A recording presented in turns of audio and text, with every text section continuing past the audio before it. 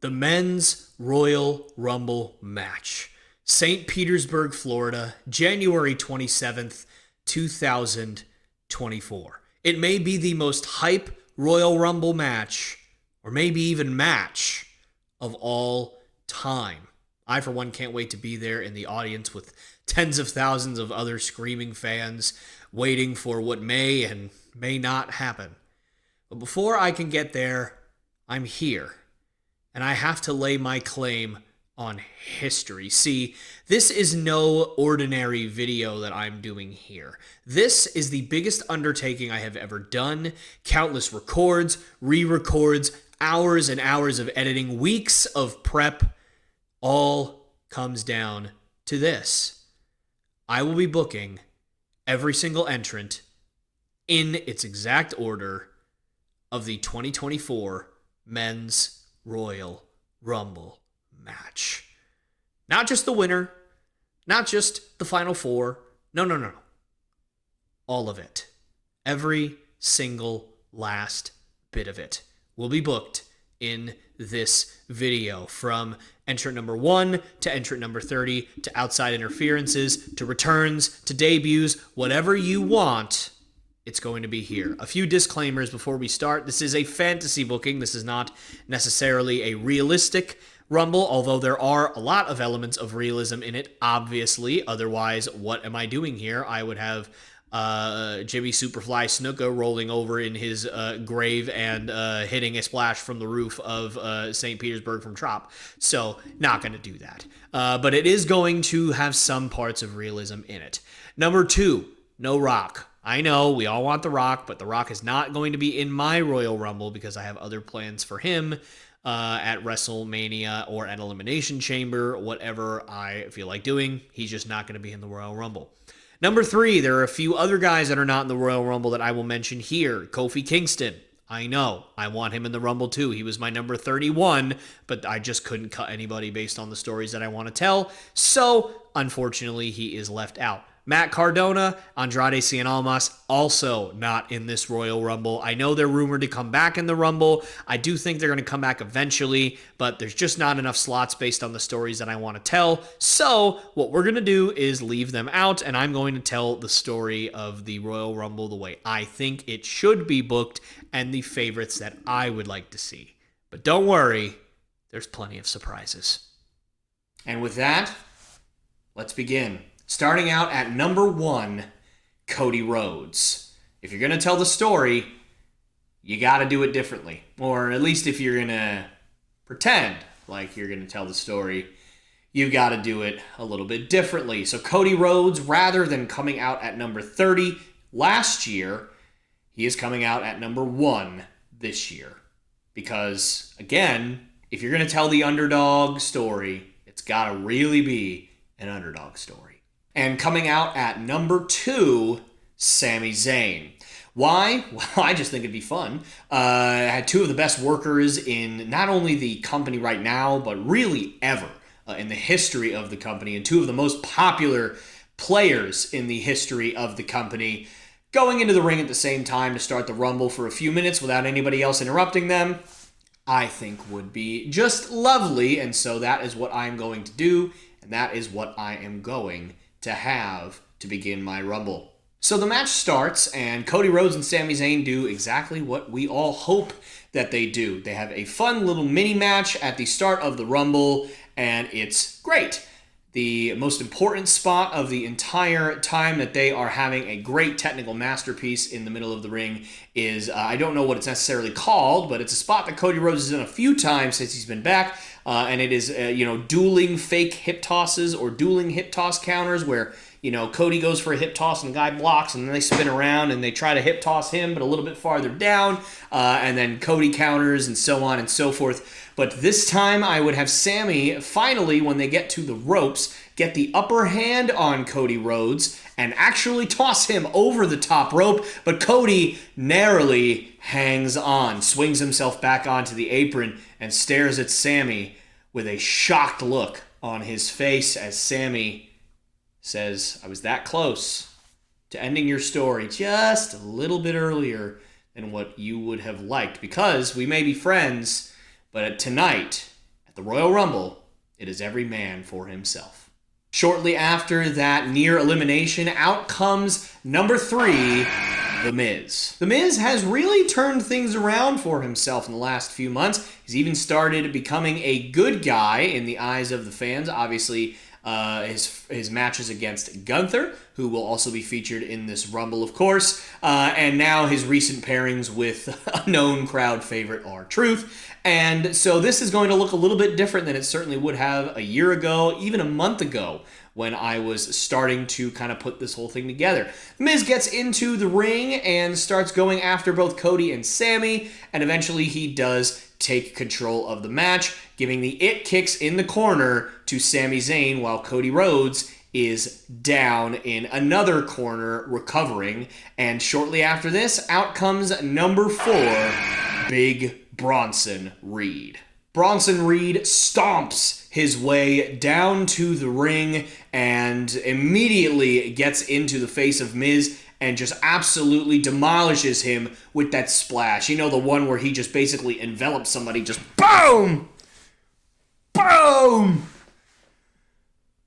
Sorry about that. So he takes down The Miz and throws him into one of the corners and starts wailing away at him, punching him, stomping his foot into his throat, all sorts of different things. When Cody Rhodes and Sami Zayn do get up and start clubbing Bronson Reed in the back, the action slowly starts to saunter its way towards the middle of the ring as Cody Rhodes and Sami Zayn are continuously pounding away and clubbing the back of Big Bronson Reed. The Miz eventually gets up and joins them in clubbing Bronson Reed in the back, and Bronson Reed goes down to one knee in the center of the ring, but he powers all 3 of them off of him, and Cody Rhodes and Sami Zayn fly to opposite ends of the ring and both go underneath the bottom rope and out of the ring.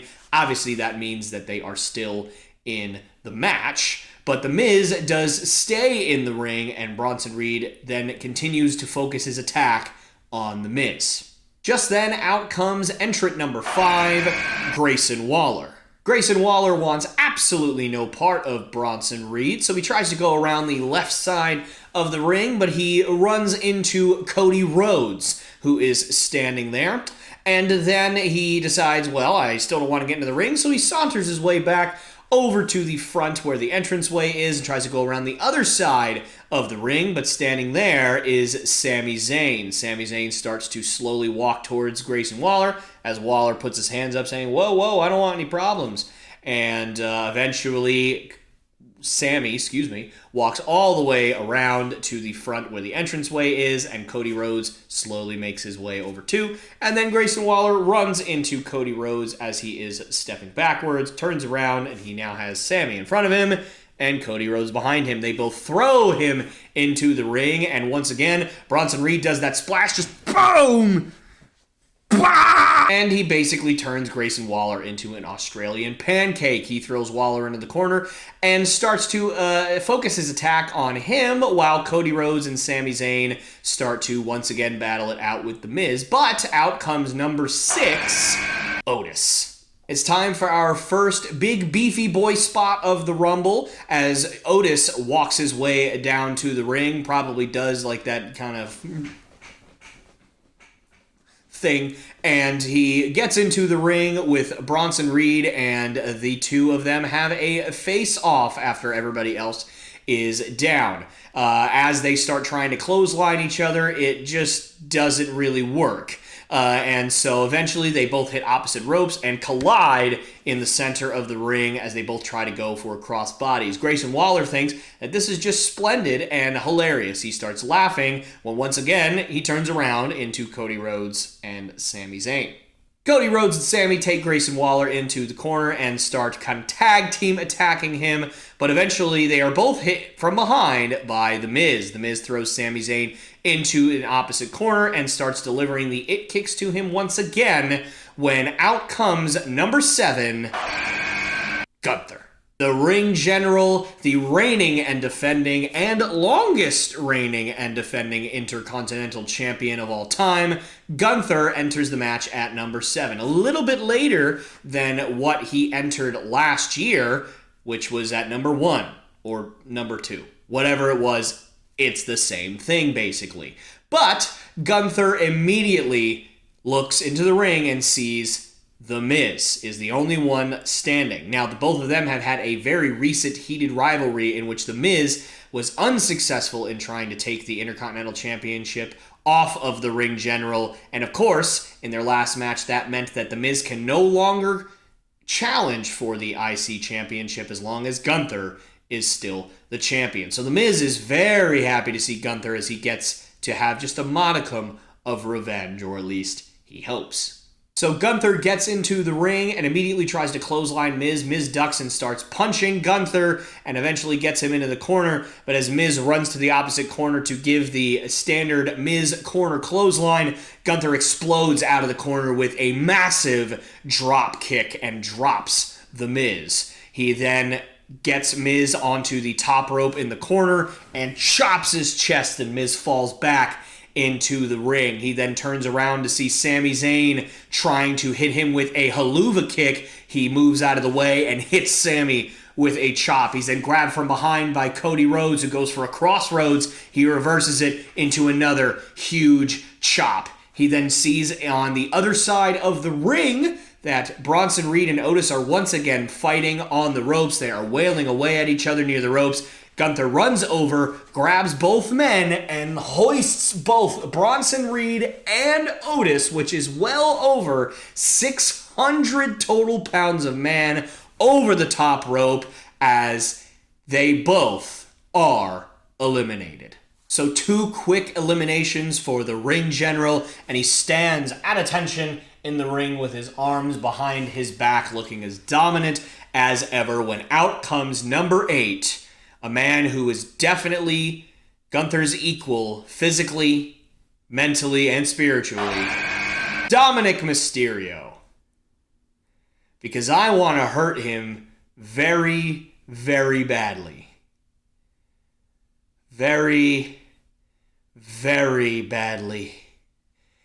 Very... So Dominic definitely does not want to get into the ring with the general himself, and so he decides that he's going to do what Grayson Waller couldn't. He runs around the ring and gets to the commentary table, where he lays on the table trying to look all cool and probably being wildly unsuccessful. But the point is, he refuses to get into the ring, and he taunts Gunther because he hasn't gotten the ring yet. Gunther's not having any of this. He goes under the bottom rope, obviously still not eliminated, and chases Dominic around the ring for a while. When Dominic gets into the ring eventually, and as Gunther slides into the ring, Dominic starts kicking away at Gunther. Gunther is down for a moment. Dominic turns around, pounds his chest, does the Eddie Guerrero shimmy, but then turns around into the biggest chop of what I hope will be Gunther's very long career. Grayson Waller then attacks Dominic from behind, and both Grayson Waller and Dominic Mysterio start to attack Gunther. Now, Dominic Mysterio and Grayson Waller have had some interactions on SmackDown, and they seem to get along great, so I'd like to at least do something where we pay off that little bit of storytelling that they decided to do in the Rumble here as they tried to form a temporary alliance. It doesn't really matter, though, because Gunther is an absolute animal, and also Cody Rhodes, Sami Zayn, and The Miz eventually get a hold of Grayson Waller and Dominic. Eventually, The Miz is the only one left standing after he delivered a huge momentum-shifting, skull-crushing finale onto Gunther right in the middle of the ring. As The Miz is celebrating, the countdown timer goes down until out comes number 9, Corey Graves. I know, Corey Graves is wildly unlikely, but hopefully you guys will at least appreciate the story that I'm going to try to tell. Corey Graves has not wrestled a match in WWE for 10 plus years. I'd just really like to see him back. So at the beginning of the broadcast of the Royal Rumble, we all expected it to be Michael Cole and Corey Graves starting the show, but Michael Cole informed the world as Royal Rumble went on the air that just before they went on the air, Corey Graves received a text message claiming that there was a family emergency that was urgent and he needed to go home right away. And so Michael Cole obviously said, I hope all of your thoughts will be with Carmella, who is Corey Graves' real-life wife, and their newborn, I believe, daughter. I could be wrong, could be son, I cannot remember. But either way, newborn child. And so thoughts and prayers or whatever you have to say, please go out to Corey Graves and his family at this time. And obviously, we all hope that everything is okay. And Corey Graves is very quickly replaced by Wade Barrett on commentary. But, of course, it was all a ruse. The text that Corey Graves received turned out to be the WWE medical team medically clearing him to compete. Now, as I stated before, Corey Graves has not wrestled a match in WWE since 2013 on NXT. So everybody's going to be really, really excited when Corey Graves' music hits and he comes out in his old wrestling gear and he comes down to the ring ready for a fight. And the fight that he chooses to pick is with the guy who was left standing in the ring when we last saw him, The Miz. The Miz is obviously a good guy at this point, so The Miz is very happy to see Corey Graves. He gives Corey Graves a handshake. He gives Corey Graves a big hug, but Corey Graves latches on and gives The Miz a belly-to-belly suplex, eventually throwing The Miz into the corner, hitting him with a corner splash, and locking in the Lucky 13, which for those of you who do not know, it's sort of a modified figure 4 leg lock that Corey Graves used as his finisher. The Miz screams and taps out wildly as the crowd goes crazy for Corey Graves. He eventually lets go of the hold, picks up The Miz, and throws The Miz over the top rope, eliminating him from the Royal Rumble to what I can only assume, no offense to The Miz, will be a huge pop for Corey Graves. Corey Graves celebrates to a huge ovation from the St. Petersburg/Tampa area crowd at the Royal Rumble. Nothing could possibly take this moment away from him. Well, there is one thing, and out comes number 10, Pat McAfee. Yes, the one man that Corey Graves just cannot stand more than any other immediately ruins the moment for him. Everybody cheers because everybody loves Pat McAfee, except for Corey Graves. Corey Graves is absolutely furious as Pat McAfee walks and woes his way down to the ring, and Pat McAfee gets into the ring, gets right in the face of Corey Graves. Graves starts screaming, "How dare you? How dare you ruin this moment for me? Why? Why would you do this to me? Why do you always have to ruin everything? I have been working for 10 plus years to have this moment, and you ruined it." But all Pat McAfee can do is that. And I know it was off camera, but you all know exactly what I just did. Eventually, McAfee starts throwing hands and lands several punches to Corey Graves and eventually hits a clothesline. Long story short, eventually Pat McAfee hits a punt kick on a prone Corey Graves that flips him over the top rope and out of the Royal Rumble. So very quickly, Corey Graves is in, and very quickly, Corey Graves is out. And it's all because of that dastardly, at least in Corey Graves' mind, Pat McAfee. It is certainly a mixed reaction for Pat McAfee after he eliminates Corey Graves, but he doesn't have too long to celebrate because out comes number 11, the almighty Bobby Lashley.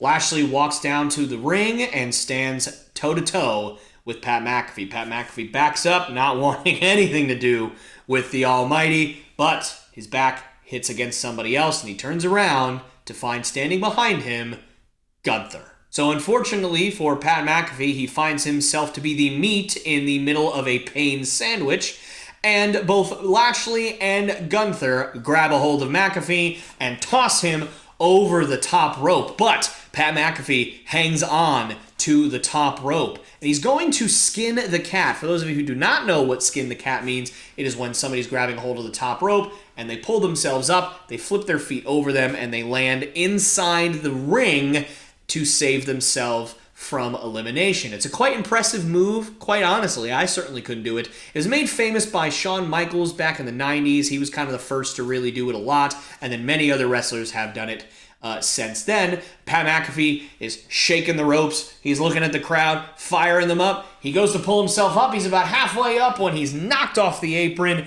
and eliminated by Dominic Mysterio. The boos Oh, the boos. Dominic pounds his chest, does that little shimmy again, and turns around into a double clothesline from Bobby Lashley and Gunther. But the two alpha males look at each other and realize there's only room in the ring for one. To my knowledge, this would be the first time that the two have faced off in the middle of a ring. If it isn't, it's the first time in quite a while, as they have pretty much been on separate shows for their entire career.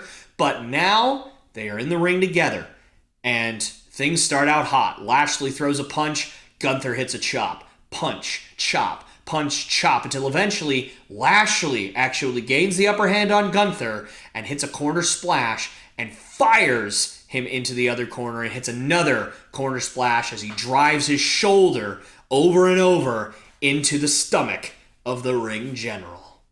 Lashley eventually hoists Gunther up onto his shoulder and goes towards the ropes to try to eliminate him as Gunther hangs on when just in time out comes number 12, Ludwig Kaiser. Kaiser runs down to the ring and saves the ring general from being eliminated after he pokes Bobby Lashley in the eye, forcing Lashley to drop Gunther back into the ring. Both Gunther and Kaiser then turn and start to club away at Bobby Lashley, eventually gaining the upper hand. Meanwhile, Grayson Waller and Dominic Mysterio have resumed their alliance as they continue their attack on Cody Rhodes and Sami Zayn, who have now been in the match for quite a while and are starting to grow a bit weary. As the two heel factions begin to turn the match in their favor, out comes number 13, Pete Dunne. They finally gave the young man his name back after one of the worst gimmick changes of my lifetime. Wow, Butch. He is finally Pete Dunne again, and so now he is ready for a new lease on life in the Royal Rumble. He immediately goes after one of his most hated rivals, Gunther. Gunther goes for a chop. Pete Dunne catches his hand, grabs his fingers, and snaps the two fingers of Gunther, injuring his hand. Then Kaiser tries to retaliate, ducks the clothesline, goes for a punch. Pete Dunne catches it, snaps Kaiser's fingers as well. And then Pete Dunne just spends a few seconds going around and beating up on whoever else he may think wants some. Hopefully Dominic Mysterio, just because I'd like to see the young man in a good amount of pain for as long as possible.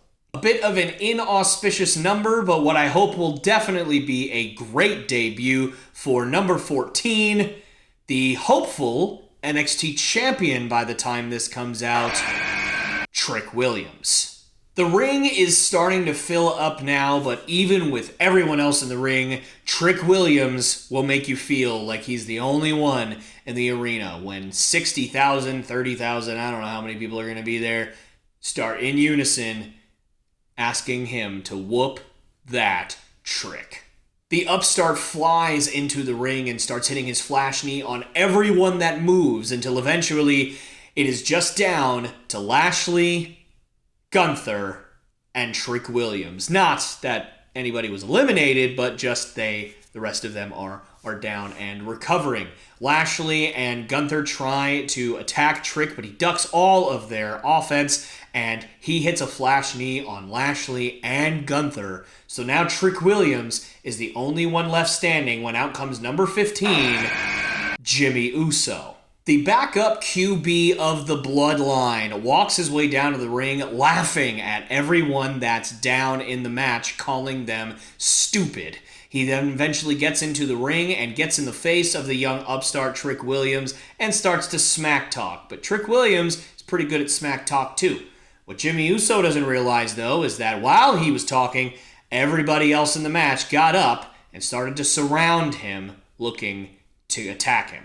Why? Because whether you're a good guy, a bad guy, or somewhere in between, everybody hates the Bloodline. And so, one by one, etc., all the way to Kingdom Come, everybody in the ring takes their turn hitting some sort of impactful move, whether it's a finisher, whether it's a signature move, whether it's a clothesline, a drop kick, whatever the heck it is, on Jimmy Uso.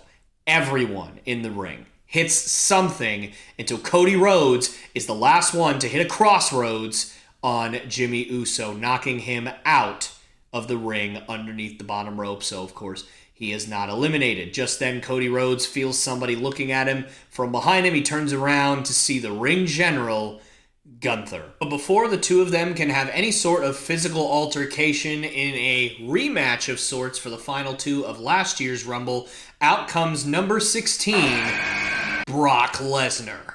Everyone in the ring freezes as the Beast Incarnate makes his first appearance on WWE programming since losing to Cody Rhodes at SummerSlam. Just then, Bobby Lashley grabs Gunther and fires him into the corner and starts attacking him so that the only one left standing in the middle of the ring is Cody Rhodes. Lesnar enters the ring and gets right into the face of Cody Rhodes. He then goes to shake Cody Rhodes' hand as he did at SummerSlam. Cody, of course, because he did it the last time, shakes Brock Lesnar's hand, but this time he picks Cody Rhodes up into an F5. Just then, Grayson Waller and Dominic Mysterio realize what's going on. They turn around to see an angry Beast staring right back at them. He grabs both of them and fires both of them over the top rope, eliminating them. He then starts suplexing everything in sight. One for Pete Dunne, one for Trick Williams, and one for Sami Zayn, when eventually he stands up and goes face to face, once again, with Gunther. As the two are facing off for the second year in a row in the Royal Rumble, Ludwig Kaiser comes from behind Brock Lesnar and attacks him from behind, but Lesnar reverses it, picks Kaiser up into an F5, throws him out of the ring from the corner. He turns around as Bobby Lashley is barreling towards him. He leapfrogs Bobby Lashley as Lashley hits his head off of the second turnbuckle and staggers. He picks Lashley up. Another F5, this time outside the ring, eliminating both Kaiser and Lashley in a matter of seconds.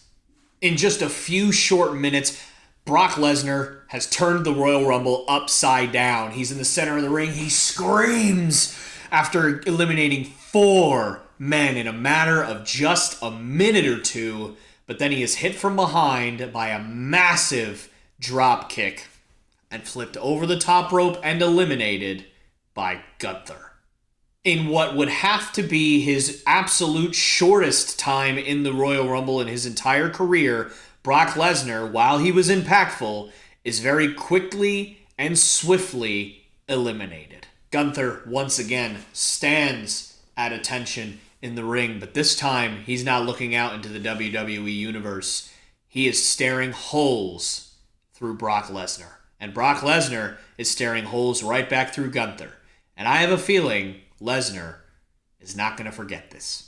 Just then, from seemingly out of absolutely nowhere, Gunther is hit from the side with a huge super kick from Jimmy Uso. He has finally recovered from all of the damage that had been done to him earlier in the match. Wasn't that long ago, but you know what? He's gotten right back in there in the ring, and since he's the only one left standing after Brock Lesnar's devastation, he throws his ones to the sky, proclaiming that he will win the Royal Rumble for Roman and the Bloodline, when out comes number 17, Jey Uso.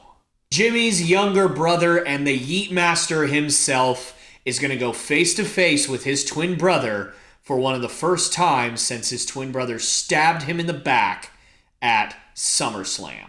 The two brothers absolutely destroy one another, hit punch after punch, kick after kick, but eventually Jey slings Jimmy off the ropes and catches him with a huge super kick to the delight of everyone in the crowd as he gets up on the corner and he does this whole thing as the crowd gets into it, turns around to see Cody Rhodes and Sami Zayn. All three of them look at one another and go, "Hey, I know you guys." It'd be like the 3 Spider-Man meme thing, except they look nothing alike. But either way, they're going to be all happy that they're going to see each other. They get into the center of the ring, but their powwow does not last long because Gunther comes in and clubs all 3 of these men at the same time, breaking everything up. Just then, Pete Dunne grabs Gunther from behind and starts wailing away on Gunther, trying somehow to get this big Austrian down off of his feet. Seconds later, out comes number 18, Drew McIntyre. The Angry Scot has 2 goals on the night. Number 1, obviously to win the Royal Rumble and main event WrestleMania. But number 2 is to destroy Jey Uso. And luckily for him, Jey just got in the ring right before he did. So since there's plenty of time left in the match, he makes a beeline towards Jey Uso. And Jey Uso just has to stand up and fight. But it does not go well for our old buddy Jey. Drew McIntyre immediately gains control because at this point, the Scottish psychopath is living up to his name, and he is very, very angry. As McIntyre begins to gain control of the entire match, out comes number 19, Karrion Kross. The leader of the Final Testament enters the ring, looking to cause devastation and make everyone fall and pray wherever he goes. Eventually, he clubs Cody, Sammy, Pete Dunne, Gunther, everybody in his sight. Even Jey and Jimmy can't get on the same page enough to collaborate to take down Karrion Kross, and eventually he is standing toe-to-toe with Drew McIntyre. The old rivals rekindle their flame, but weirdly, they don't attack each other. They turn around and they stare at a prone and vulnerable Gunther. They both look at him as the biggest threat in the match, and so their goal is to take him out. As that's happening, out comes number 20, Carmelo Hayes. He calls himself him, and he really would live up to that name if he's able to win the Rumble. He's had a couple of really great weeks up on SmackDown, as he right now goes back and forth between SmackDown and NXT, but I'd love to see him get a few nice spots. I think that he'll come in, cause a little bit of havoc, separate Drew and Karrion Kross, eventually climb up to the top rope and hit a big crossbody onto Karrion Kross. I don't like having people do a lot of high-flying spots in the Rumble because it's quite frankly dumb and not worth the risk, but in this case, it does pay off for him. And there's not really been a whole lot of that in my booking so far, so might as well give somebody that opportunity. After Hayes celebrates and stares at the crowd, he turns around to find a very familiar face in Trick Williams. Trick Williams and Carmelo Hayes obviously go way, way back.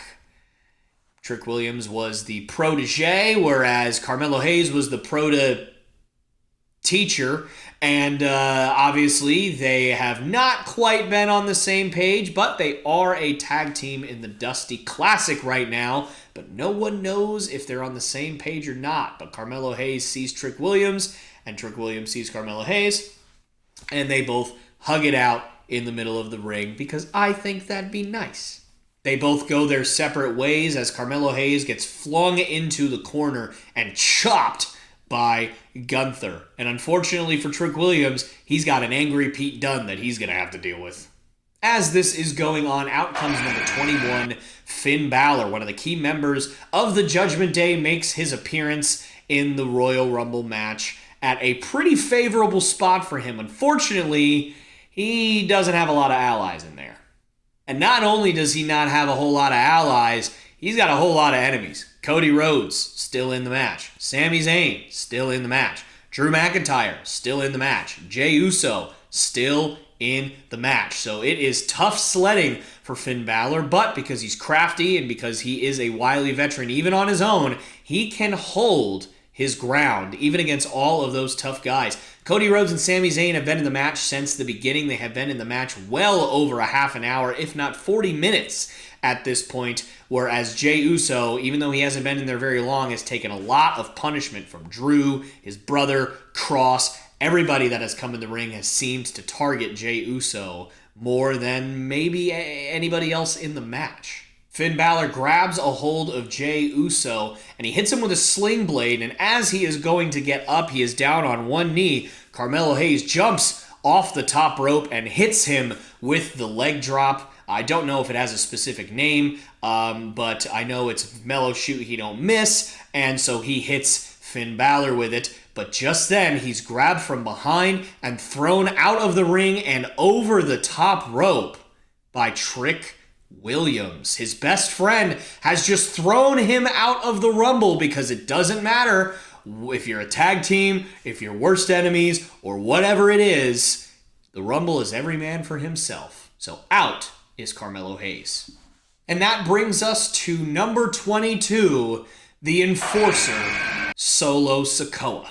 Sikoa walks down to the ring and immediately starts wrecking havoc. A spike with that thumb that he always likes to stare at.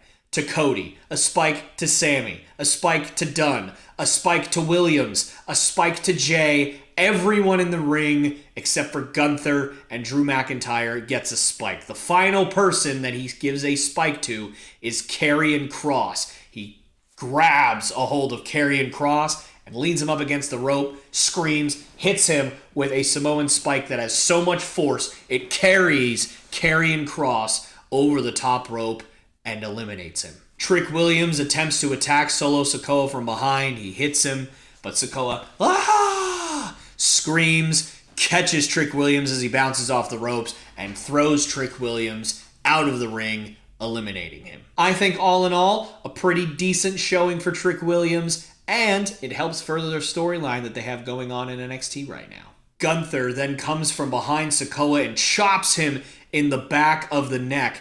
As Gunther runs off the ropes trying to attack Sikoa, he pulls the ropes down as Gunther hangs on to the top rope and stays on the apron. But just then, Solo Sikoa comes and goes to spike Gunther, but Gunther catches the spike, holding it back. Gunther's been in the ring for almost a half an hour, if not more, at this point as well. He's starting to wear down, and just then, Jimmy Uso comes and super kicks Gunther. He staggers, but he doesn't fall off the ring apron, and at the same time, Uso sets up for a drop kick. Sikoa screams, and a dueling super kick and Samoan spike on the apron is finally what it takes to eliminate Gunther, as the Bloodline have made their stamp on the Royal Rumble match by eliminating the ring general, Gunther. So once Sikoa came in, Trick Williams is gone. Karrion Kross is gone. Gunther is gone.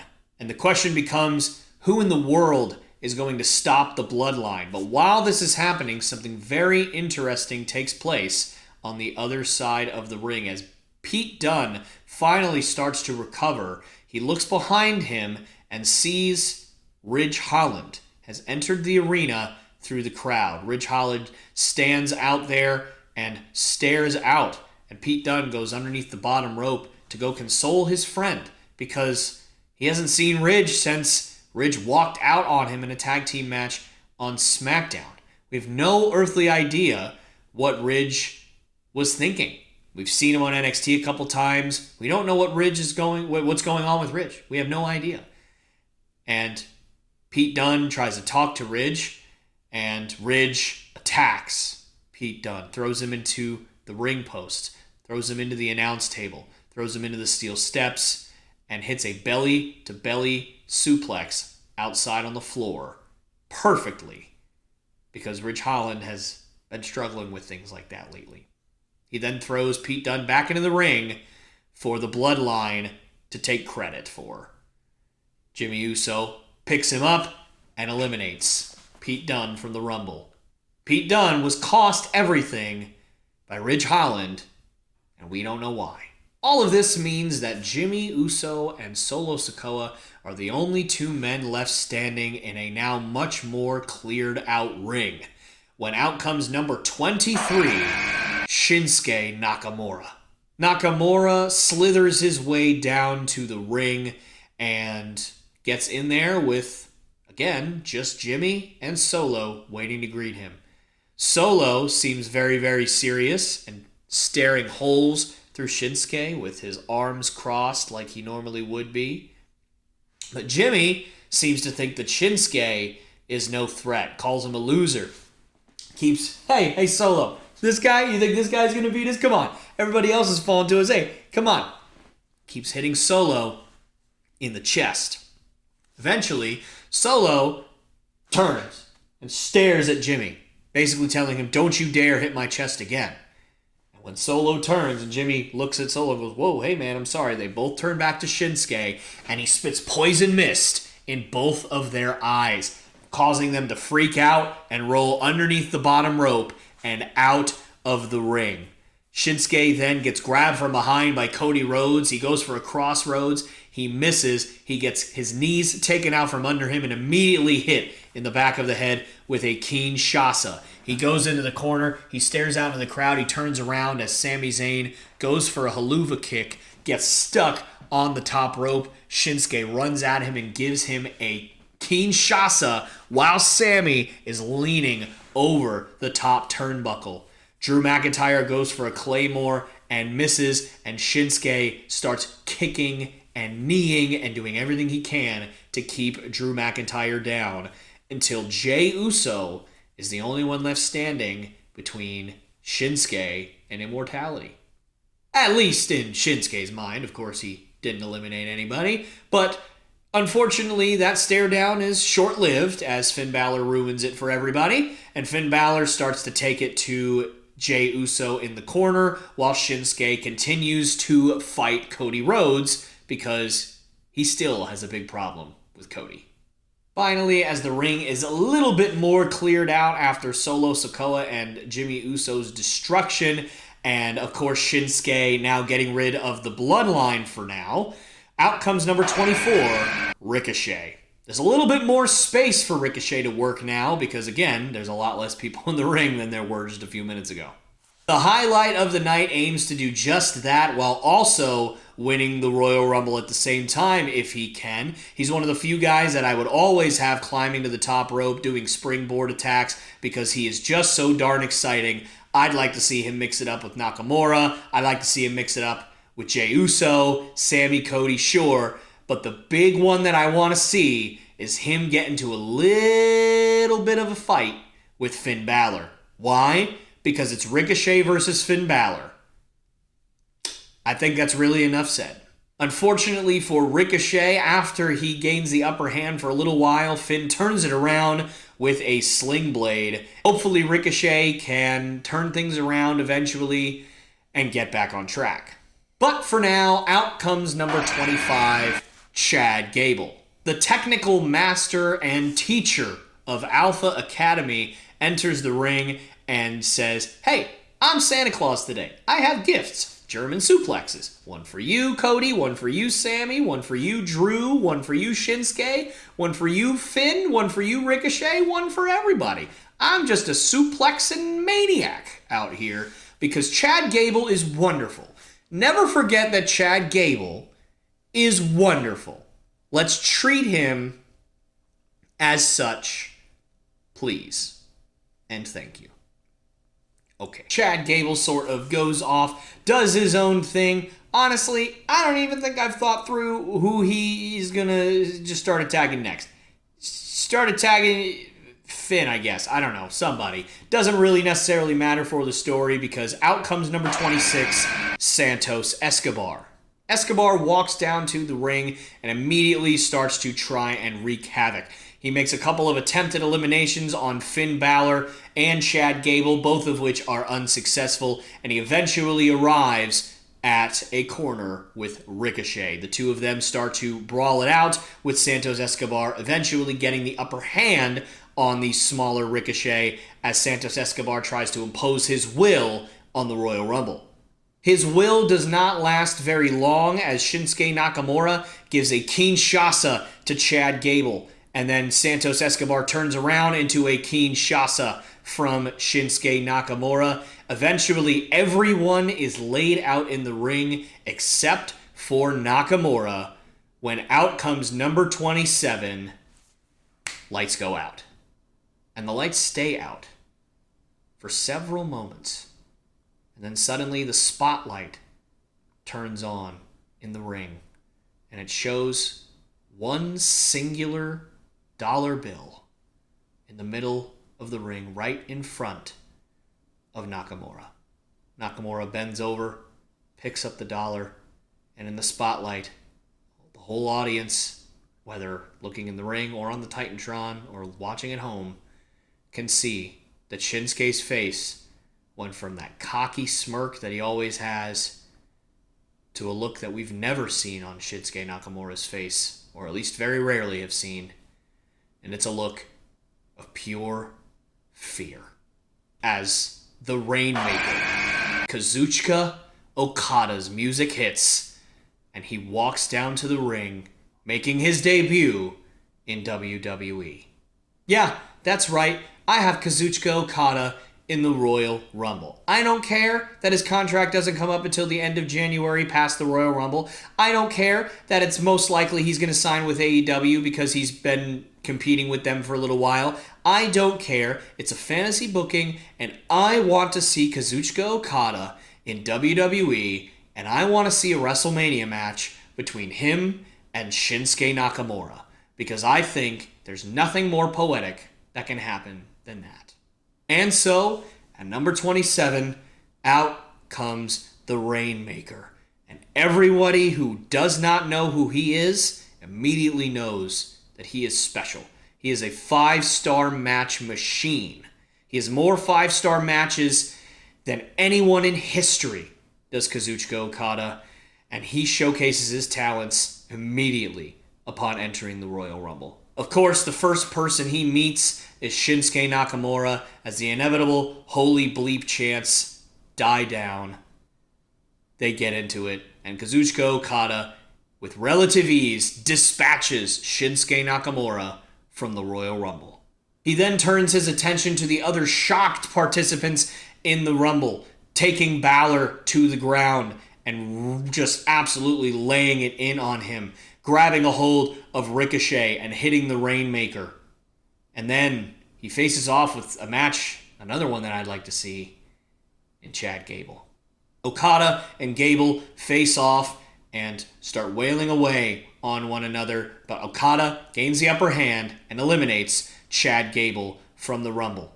Just then, Santos Escobar comes from behind and tries to grab Okada. He turns around and grabs his neck with his legs and pulls Santos Escobar out over the top rope as well. Kazuchika Okada with 3 very quick eliminations. The man who's going to try his best to stop the momentum of Kazuchika Okada in the Royal Rumble comes out at number 28, Austin Theory. Spoiler, it doesn't work. Kazuchika Okada gains the upper hand on Austin Theory because, let's just face it, Okada is better than Theory in literally every way imaginable. And so, what he does is he just hits him with a Rainmaker immediately upon him entering the ring. I don't like Austin Theory, so he can just get beat up. That sounds good to me. Just then, Ricochet comes over and tries to attack Okada, but Okada hits him with a Rainmaker as well, and then turns around to see behind him Cody Rhodes. Now, at this, I would probably have a seizure if I saw this happen in real life. Cody Rhodes and Kazuchika Okada standing in the same ring at the same time in a WWE ring, no less. The buzz in that place would be absolutely incredible. And the two of them start to exchange grapples and holds, but eventually Okada does gain the upper hand on, at this point, exhausted Cody Rhodes. Okada takes Rhodes to the corner and starts to just do whatever he can do in the corner, I suppose, when out comes number 29, J.D. McDonough. J.D. McDonough walks out to the ramp of the ring as it was originally supposed to be Damian Priest that was number 29, as Priest himself said towards the beginning of the show. But unfortunately, earlier in the night, in the Tag Team Championship match, Damian Priest sustained a work injury for the storyline, so he is not medically cleared to compete in the Rumble, and so J.D. McDonough was selected to take his place since Balor is still in the Rumble and Dominic already entered previously in the night. It is left to J.D. to take his place. But as JD's about to walk down to the ring, R-Truth's music hits. And R-Truth pushes JD out of the way and says, I am going to enter the Royal Rumble instead of Damian Priest because I'm in the Judgment Day and you're not. So R-Truth walks down to the ring and immediately catches a Claymore from Drew McIntyre, and McIntyre picks up R-Truth and immediately hoists him over the top rope. There was no fight put up. R-Truth is immediately eliminated. It happened so fast, in fact, that Finn Balor didn't even have a chance to go over and help R-Truth, and JD McDonough hasn't even had a chance to walk to the back yet. So it is a very, very bad conversation for R-Truth. JD and Finn start screaming at R-Truth, and all R-Truth can do is apologize profusely, but he eventually walks to the back, and Finn Balor goes back in the ring as the last line of defense for the Judgment Day in the Rumble. As JD McDonough and R-Truth are walking back to the locker room, out comes number 30, CM Punk. CM Punk makes his first televised physical in-ring appearance in over 10 years. We've obviously seen him do some promos. We've seen him get in the face of guys like Seth Rollins and Drew McIntyre. And later on, after this is being recorded, he will confront Cody Rhodes as well. So we'll see how that goes. But CM Punk has a huge advantage entering the Rumble at number 30. And CM Punk does not waste any time. He gets in the ring and goes right after the distracted Finn Balor. Punk mounts him and starts laying punches, throws him into the corner, hits him with his corner knee, slings him back into another corner. He bounces off, hits him with a roundhouse kick, picks up Finn Balor, GTS. Finn Balor is tossed over the top rope. CM Punk has eliminated Finn Balor from the Royal Rumble. After Punk eliminates Balor, he turns around to see a ticked-off Scott staring back at him. We all know Drew McIntyre can't stand CM Punk, and they get to face off and actually beat up each other now in the Royal Rumble. CM Punk gains the upper hand on a pretty tired at this point Drew McIntyre. He's been in there for quite a while, and eventually hits him with a roundhouse kick and a GTS, but this time he is not eliminated because Ricochet goes after CM Punk immediately after. After the commotion of CM Punk coming in, there are now no more entrants to happen in the Royal Rumble, and we are down to our final 10 participants. Cody Rhodes and Sami Zayn, who have been in there since number 1, Jimmy and Jey Uso, Drew McIntyre, Solo Sikoa, Ricochet, Kazuchika Okada, Austin Theory, and CM Punk. Punk eventually dispatches of Ricochet and is attacked from behind by Austin Theory. Austin Theory is eventually grabbed and hits another GTS, and this time Theory goes flying over the top rope as Punk gets his second elimination. We are down to 9. Sami Zayn then stands up and gets right in the face of CM Punk. But before the two of them can fight, they are attacked by Drew McIntyre. McIntyre is still very, very angry at Sami Zayn for costing him the World Heavyweight Championship a couple of times. And of course, we all know he hates CM Punk. So he attacks them both, fires Sami Zayn into the corner, who at this point is just completely and utterly exhausted. But Drew McIntyre turns his attention to the much fresher CM Punk, slings him into the ropes, and hits CM Punk with a Claymore. As Punk looks worse for wear, he's slung up onto Drew McIntyre's shoulders, but he grabs a hold of the front of Drew McIntyre's throat as he goes behind him and hits him with a reverse DDT. CM Punk then stands and is ready to hit the go to sleep. He picks up Drew McIntyre. Drew McIntyre grabs his knee and flings CM Punk over the top rope, eliminating him from the Royal Rumble. Yeah, that's right. CM Punk doesn't last very long in the Rumble, but it's for good reason. He doesn't have to. As Drew McIntyre celebrates his amazing victory over CM Punk, eliminating his most heated rival at the moment, or at least one of them, from the Rumble, he looks to his right and he sees Solo Sikoa with red all over his face climbing up on the apron. He then sees Jimmy Uso on the other apron with red all over his face climbing up to the ring. He stands up as they both enter, and he yells, "Come on!"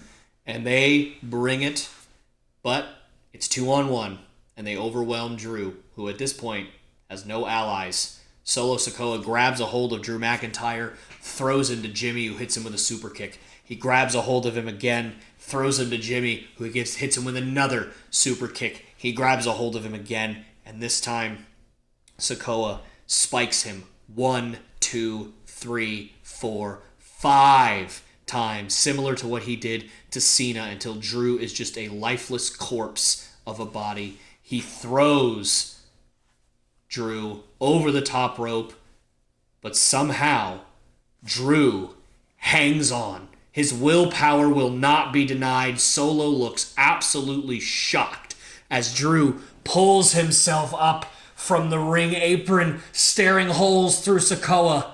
He's hit with a haluva kick by Sami Zayn and is eliminated from the Royal Rumble. In the meantime, Ricochet has once again climbed the top rope, but he is met with a super kick as he jumped off from Jimmy Uso. And then, as Sikoa grabs Ricochet, Jimmy lines up, Solo screams, and they hit an in-stereo super kick and Samoan spike to Ricochet. Solo lifts him up and throws Ricochet over the top rope as well. They then turn their attention to the new guy, Kazuchika Okada, and they're ready to teach Okada a lesson. Okada fights back valiantly, hits Jimmy Uso with the Rainmaker, but as he turns around, he's hit with a Samoan spike by Solo Sikoa. And this time, Solo's not letting him out of his sight. He throws him into the corner and hits that splash, picks him up, hits him with a spike, throws him out onto the apron, picks him up, hits him with another spike, and eliminates Kazuchika Okada. I don't know how many eliminations this is for Solo, but it's quite a bit. They then turn their attention to Jey. Jey Uso, with Cody and Sami down, he has no allies, no one to help save him from the bloodline anymore. So, he fights. He hits Solo with a super kick. He hits Jimmy with a super kick. He climbs up to the top rope, but he's so tired that he slips from the top rope. Jimmy and Solo take advantage, and they eliminate Jey Uso from the Royal Rumble. We are now down to our final 4 members of the Rumble. And those 4 members are the 4 most apropos members you could possibly have. Cody Rhodes, Sami Zayn, Solo Sikoa, and Jimmy Uso. 2-on-2. 2 people that have spearheaded the fight against the Bloodline versus the Bloodline itself. Cody Rhodes and Sami Zayn help each other stand as they realize the situation that they're in. 2 pretty much completely fresh at this point Solo Sikoa and Jimmy Uso staring back at them when Sami and Cody have been in the ring since the very beginning. At this point, if it isn't an hour, it's getting pretty darn close. But Cody and Sami will never, ever back down from a fight. They both get to their feet and they both urge the Bloodline, "Let's go! Come on!" Because they're never, ever going to quit. And that's what we love about them. But in this instance, unfortunately, it does not work out for them. The Bloodline is fresh. Solo is really fresh. He's barely taken any punishment at all in this entire match. And so eventually, Jimmy and Solo overwhelm our heroes.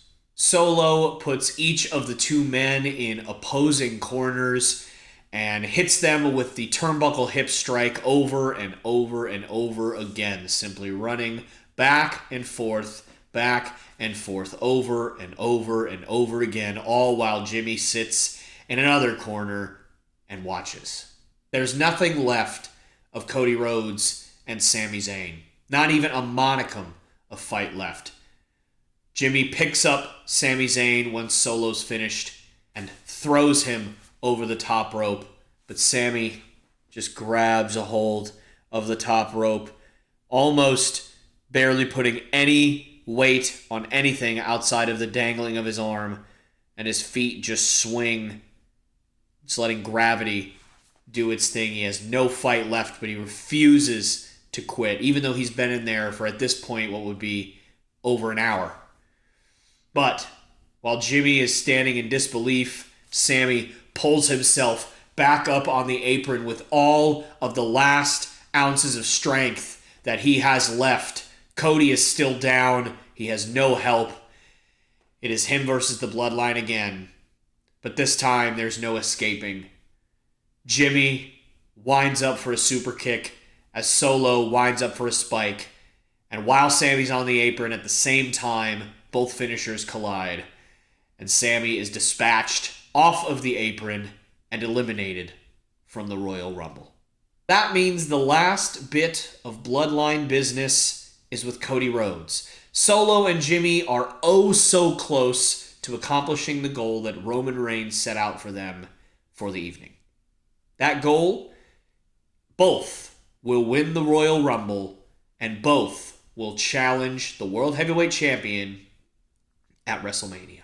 Whether it's Seth Rollins or someone else, Roman wants to virtually guarantee that both world championships will belong to the Bloodline. And so, Solo and Jimmy have done their part. And with one more elimination, they will bring all of the honor and glory back to the Tribal Chief. The only one left standing in their way is, of course, Cody Rhodes. But at this point, Cody Rhodes has been going for over an hour. He has taken more punishment than just about anybody in Royal Rumble history. But Cody Rhodes still has fight left in him, but it's not much. He flails wildly trying to attack Jimmy and Solo, but they club him in the back over and over and over again, once again pressing him to the mat. Solo Sikoa then grabs Cody Rhodes as Jimmy goes to the other end of the ring and sets up for what will be the biggest super kick of his entire life. Solo puts Cody in position for a spike super kick combo that eliminated Sami Zayn, except this time it would be inside of the ring. But as Jimmy is about to step forward to begin that process, as Solo screams, a pair of hands comes up from the side of the ring and grabs Jimmy Uso's foot. Jimmy turns around to see his brother Jay has grabbed his ankle and attempted to stop him from doing what he was about to do, from ending the Royal Rumble effectively. Jimmy hesitates, kicks the ropes to try and get Jay off of him, and in that time, Cody has gotten out of the Samoan spike position, turned it around, and hit Solo Sikoa with a crossroads. Jimmy turns around in complete and utter disbelief as to what he is seeing. He sprints to the other side of the ring to catch up to Cody, but while he does that, Cody springboards off the second rope and hits Jimmy with a Cody cutter. Cody gets up screaming, trying to fire up the crowd and himself to get all of the willpower he possibly has left back into his body. He picks up Jimmy and he throws him over the top rope, eliminating him. Cody may have eliminated Jimmy, but the match is far from over. We are down to 2. Solo Sikoa and Cody Rhodes. Sikoa has barely taken any punishment in this match, while Cody Rhodes has been in there for over an hour. Cody has used all of the strength in his body to get Jimmy Uso over the top rope. And as Cody turns around, he is hit with a Samoan spike by Solo Sikoa. Solo screams and picks up Cody Rhodes and slings him over his shoulder and places him on the apron. He then grabs Cody from over the top rope, screams, and raises up for one final death nail spike to Cody Rhodes' dream. But Cody catches his arm and he begins to pull Solo Sikoa over the top rope. It takes every ounce of will and determination in Cody Rhodes, but he manages to get Solo Sikoa over the top rope and onto the apron with him. The two men then brawl on the apron, going back and forth with massive punches, each staggering the other more than the last, until Solo finally hits a super kick that sends Cody Rhodes flying into the ring post, but he lands in a seated position, still on the apron. Solo hurries up and grabs Cody by the head, and while Cody is on his knees, he picks up his neck, goes for another spike, but Cody catches it and pulls Solo Sikoa down into that same ring post head first. Solo staggers up off of the ring post. Cody gets up, turns him around with his back facing the ropes, and somehow hits a crossroads on the apron as Solo Sikoa's lifeless body crumples to the floor and is finally eliminated. And your winner of the 2024 Royal Rumble is Cody Rhodes. The American Nightmare has finally taken the next step in finishing his story. And here's to hoping that Cody Rhodes, if he were to win, will follow it up by doing what many others would also believe unthinkable and dethrone Roman Reigns at WrestleMania. Whew. All right, guys. We did it. That was the booking of the entire 2024 Men's Royal Rumble match. Let me tell you guys, I have had more issues recording this and editing this than I have ever had, maybe even combined. I have worked very, very hard on this. There have been countless re-records, countless just mistakes and errors. I have spent literal days editing this. I spent, there was about 2 hours or so of raw footage, but I spent probably 6 hours actually recording because of all of the different issues that I have had, the myriad of problems. And so, I would really appreciate it if you made it this far. Drop a like on the video.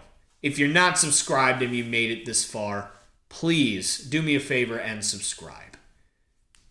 But there's a couple other things that I really want to talk about before I let everybody go.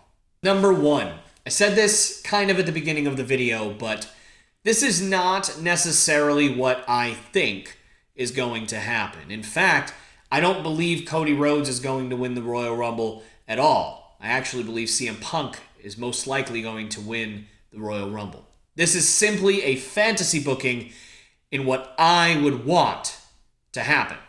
Now, number two, maybe some of you will feel that CM Punk was a little bit disrespected in this booking. And you know what? Maybe he was.